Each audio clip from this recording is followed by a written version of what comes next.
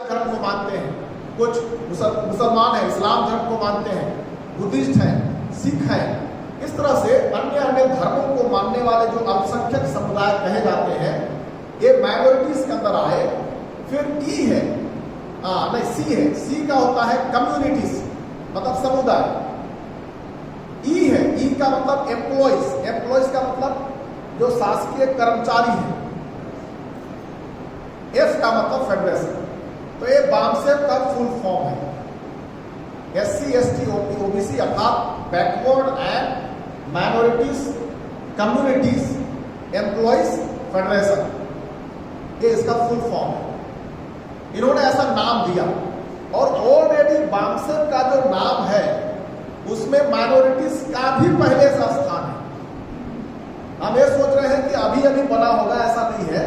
बामसेफ का जो full form है या शॉर्ट फॉर्म है उसी में माइनॉरिटीज शब्द है, मतलब माइनॉरिटीज जो धार्मिक अल्पसंख्यक गिने जा रहे हैं, हम सभी के सभी उस संगठन में पहले से ही स्थान हमें दिया गया है।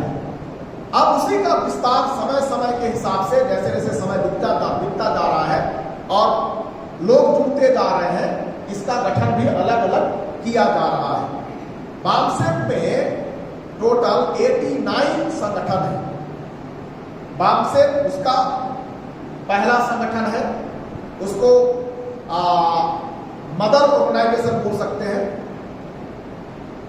उसके नीचे राष्ट्रीय आदिवासी एकता परिषद है, भारत मुक्ति मोर्चा है। ये तो नौकरी वालों का संगठन हो गया, लेकिन जो गैर कर्मचारी हैं, जो नौकरी में नहीं है, उनके लिए भारत मुक्ति मोर्चा का गठन किया गया।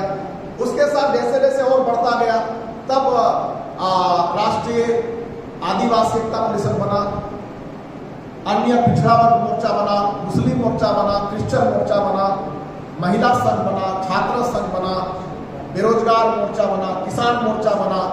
तो इस तरह के डॉक्टर्स लोगों का है, इंजीनियर्स लोगों का है। तो ऐसे कई ग्रुप विंग्स बनाए गए ताकि अधिक से अधिक लोगों को संगठन में जोड़ा जा सके और उनको जिम्मेदारी दिया जा सके, पद दिया जा सके और काम को आगे समाज में बढ़ाया जा सके। और इसी तरह से अभी 2 या 3 साल हो रहा है, राष्ट्रीय क्रिश्चियन मोर्चा का भी गठन भारतीय स्तर पर, राष्ट्रीय स्तर पर किया गया और नाम दिया गया राष्ट्रीय क्रिश्चियन मोर्चा। जगह देख के कहीं पर अगर खाली है तो बैठिएगा। और एक बार निवेदन है, आप में से कुछ लोग जो जवान है नीचे बैठ सकते हैं तो आप नीचे बैठ जाइएगा। कुछ लोग आ रहे हैं, शायद नीचे ना बैठना, उनके लिए जगह मिल जाए, या कुछ जवान लोग हैं। तो इस तरह से संगठन आगे बढ़ रहा। और जैसा पास्टर मुक्ति प्रकाश जी ने कहा कि छत्तीसगढ़ राष्ट्रीय क्रिश्चियन मोर्चा को विधिवत और बड़े रूप में करने वाला पहला राज्य बन गया। कैसे? 19 तारीख को रायपुर में कार्यक्रम आयोजित किया गया राष्ट्रीय क्रिश्चियन मोर्चा और भारत मुक्ति मोर्चा के संयुक्त नाम से। और वहां पर भी लगभग 400 प्लस लोग थे और पास्टर्स लोग थे। और उसमें छत्तीसगढ़ के लगभग सभी जिलों से आए हुए पास्टर्स लोग थे। और कार्यक्रम के बाद चूंकि बारिश था और मौसम बहुत खराब था, आचार संहिता उसी समय लग गया और बहुत सारे ऐसे लीडर्स जो क्रिश्चियन लीडर्स हैं जिनको हमारा कार्यक्रम करना अच्छा नहीं लग रहा था, ऐसे लोगों ने गलत प्रचार करने का भी प्रयास किया कि आचार संहिता लग गया है, आप लोग मत जाना, जाओगे तो तुम्हारे ऊपर धारा लग जाएगा, 144 धारा वहां लगा हुआ है, आपके ऊपर केस हो जाएगा, वगैरह वगैरह। बहुत सारे चीजों से पास्टर लोगों को रोकने का प्रयास किया गया। उसके बाद भी लगभग 400 पास्टर्स लोग वहां पर इकट्ठे हुए, पानी गिरने के बाद भी इकट्ठे हुए। तो वहां पर यह था कि बिना अनुमति के आप कार्यक्रम नहीं कर सकते। हमने सिर्फ सूचना दे करके कार्यक्रम किया, सिर्फ सूचना था। एसपी को सूचना दिया और वहां के थाने को सूचना दिया, बस। पुलिस वहां पर 2 पुलिस आकर के वहां पर बैठे हुए थे हमारे कार्यक्रम में, LIB के लोग बैठे हुए थे। और यहाँ के भी आज के कार्यक्रम में हम लोग चूंकि शनिवार छुट्टी, रविवार छुट्टी, सोमवार कल होली छुट्टी, तो हम लोगों ने एक आवेदन बनाया, दिव्या जी हमारे साथ में है। कल हम लोग सूचना एक बना करके एसपी ऑफिस और थाने को दिए और थाने से बार बार एसपी ऑफिस से फोन आने लगा कि आप लोग को परमिशन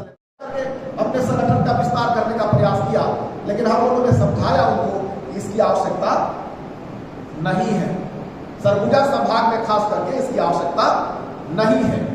ऑलरेडी आपके ही जगह में बड़े बड़े कांड हो रहे हैं, मारपीट की घटनाएं हो रही है, आप वहीं का ध्यान रखिए, वहीं को उसको नियंत्रण कीजिए। और हम लोग सरगुजा संभाग में एक दूसरे की मदद से हम लोग आज एक ही संगठन बनाए हैं और संगठित रूप में दुश्मन को दिखाई देते हैं, दुश्मनों को दिखाई देते हैं। ये हमारे लिए प्लस पॉइंट है। अलग अलग बना करके कंपटीशन करेंगे, आपस में पिटाई मिलेगी और पिटाई होगी तो बचाने वाला एक दूसरे को देखता रहेगा, खोजेगा पहले वो कौन सा ग्रुप वाला है, हाँ वो ग्रुप वाला है तो मैं क्यों जाऊं। ऐसा होता है, इसलिए हमें सावधानी बरतनी चाहिए और कई संगठन बनाने से हमको अपने आप को रोकना चाहिए। हमको रिजल्ट से मतलब है, संगठन चलाना हमारा कोई उद्देश्य नहीं है। अगर ऐसा होगा तो हम में से कई लोग संगठन बना सकते हैं, नहीं बना सकते हैं क्या? बना सकते हैं, चला भी सकते हैं, पैसे खर्च हो सकते हैं, समय खर्च हो सकते हैं, बुद्धि खर्च हो सकते हैं। परिणाम क्या निकलेगा? डंडा और लाठी जो चल रहा है वो चलता रहेगा। डंडा चलने के बाद हम बैठते रहेंगे, एक दूसरे को हिम्मत ढाढ़स देते रहेंगे, उससे ज्यादा कुछ नहीं होगा। सही बात है। अगर परिणाम चाहिए, मार खाने के बाद नहीं, कोई हमें मारे ही नहीं, ये परिणाम अगर लाना है तो हमको विचारधारा के आधार पर एक होना पड़ेगा। कोई हमें मारे ही नहीं, कोई किसी को मारने से पहले मारने वाला 10 बार सोचे कि मैं इनको मारूं या ना मारूं। आपको पता है सन 2001, 2, 3, 4, 5, 6, 7, 8, 9, 10 की घटनाओं को देखिए, मैं उसका गवाह हूं। कई जगह मैं खुद एक बोझक के साथ जाता था और उनको थाने से निकलवाता था। उस समय का मेरा धंधा बन गया था, उस समय का मेरा धंधा बन गया था। इस हफ्ता यहां मारपीट हुआ, वहां गए, दूसरा हफ्ता वहां मारपीट हुआ, वहां गए। कहां कहां जाओगे भैया? तब धीरे धीरे हम लोगों ने एक संगठन का बैठक कर करके निर्माण किया। और आपको पता है, जैसे हम लोगों ने सामना करना शुरू किया और बाद से भारत मुक्ति मोर्चा में जुड़ करके अपने आप को हम लोगों ने थोड़ा तगड़े रूप में प्रस्तुत करना शुरू किया, तो आज कोई बजरंग दल के नाम से, विश्व हिंदू परिषद के नाम से, जैसे पहले वो लोग जा करके बोलते थे और मारते पीटते थे, अभी ऐसी घटना बहुत कम हो रही है। तो ये संगठन की शक्ति का प्रभाव है। अगर हम एक जगह होंगे तो ताकत का निर्माण होगा, और जब एक जगह होकर के हम सामना करेंगे तो निश्चय दुश्मन को भी डर लगेगा, नहीं लगेगा? लोग बोलते हैं मार से भूत भी भागता है, मार से भूत भी भागता है। भले हम नहीं मारेंगे, लेकिन जब इकट्ठे हो जाएंगे तो भूत को भी डर लगेगा। वैसे तो हम लोग भूत भगाने के लिए हमारा तो मिला हुआ है पहले से संगठन। लेकिन कोई ऐसा भी भूत हो जो संगठन के रूप में हमारे पास आता है और हमें मारता पीटता है, शारीरिक रूप से, सांसारिक रूप से, मानसिक रूप से, तो हम उसका भी दवाई खोलेंगे। अगर हम इकट्ठे हो जाएंगे तो अगले को भी डर रहेगा। और ऐसा संविधान में हमें प्रावधान है, जैसे हम लोग बोलते हैं कई बार कि हमको नहीं मारना चाहिए, ठीक है, लेकिन संविधान में प्रावधान है अपने बचाव के लिए, अपनी सुरक्षा के लिए हम कुछ कर सकते हैं। सही बात है, मानते कि मानते हैं? आप आगे में भी जाइएगा, मलखुस नाम का एक व्यक्ति था और गैथसेमनी में यीशु मसीह को पकड़ने में रोमी सैनिक पहुंची। पतरस के विषय में लिखा है, पतरस ने अपनी तलवार निकाली। आप पढ़िएगा उसका चित्र सबको। पतरस ने अपनी तलवार निकाली, इसका मतलब पतरस तलवार के दूता, उसकी अपनी तलवार थी और वही तलवार था जो गर्दन और लोगों को काटने के इस्तेमाल होता। अपनी तलवार निकाल करके मलखुस को मारा और उसका कान उड़ गया। मेरे को बताइए वो सच में कान उड़ाना चाहता था कि कुछ और उड़ाना चाहता था?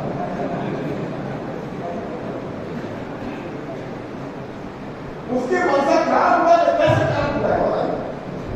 इधर से कान उड़ाएगा तो यहां से सिर उड़ जाएगा, इधर से उड़ाएगा तो सवाल बनाएगा, कैसे उड़ा सकता है? अगर ऐसे मारेगा तो सीधे तो खत्म हो जाएगा। वो कान नहीं, गर्दन।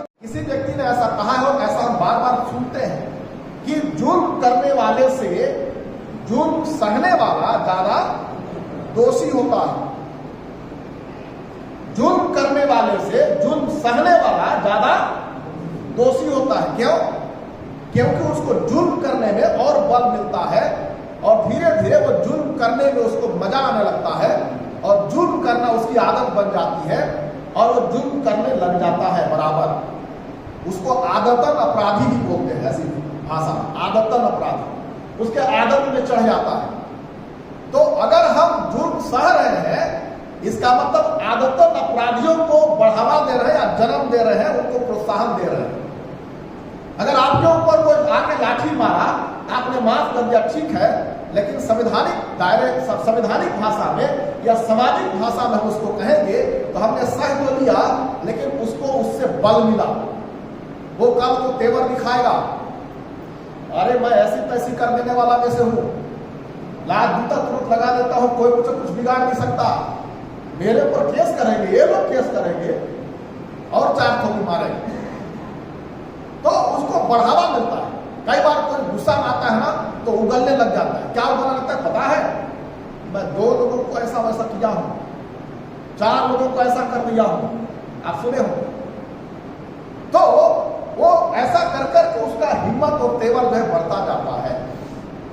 बाइबल के अनुसार बहुत सारे ऐसे भाग आपको मिलेंगे, घटनाएं आपको मिलेंगे जहां पर लोगों ने सामना किया। पौलुस के विषय में 16 अध्याय प्रेरितों का काम आप पढ़ते हैं। पौलुस और सिलास को जेल में डाल दिया गया था, तो यहां तक कि उसके हाथ पांव भी काट में ठोक दिए गए थे। प्रार्थना कर रहे थे, छूट गया सब कुछ। वहां का दारोगा डर के मार आया, अपना आत्महत्या करना चाहता था, लेकिन उन्होंने बचाया उनको। सुबह का समय आया तो पता चला कि पौलुस एक रोमी नागरिक व्यक्ति है।